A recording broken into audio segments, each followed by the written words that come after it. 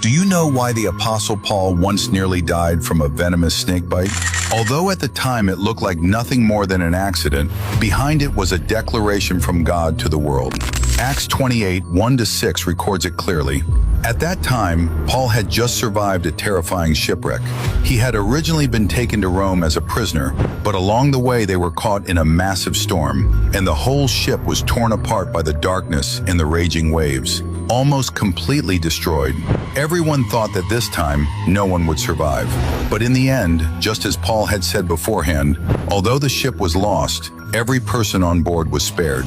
After they drifted ashore, they discovered that they had landed on the island of Malta. That day was cold and rainy, so the islanders built a fire for the survivors to warm themselves. Paul, like everyone else, bent down to gather sticks and was about to throw them into the fire. But no one could have expected that as soon as the bundle of sticks was heated by the flames, a venomous snake suddenly sprang out from it and fastened itself onto Paul's hand. The people around him saw this and immediately concluded that Paul must be a man marked for death. They thought that although he had escaped from the sea, he had not escaped divine judgment after all.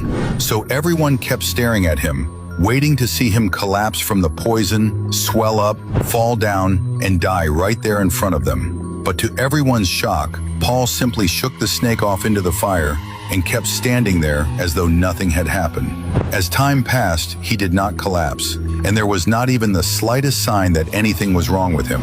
Only then did the people finally realize that this was far more than just a snake attack. It was as if through that moment, God himself was showing the world something.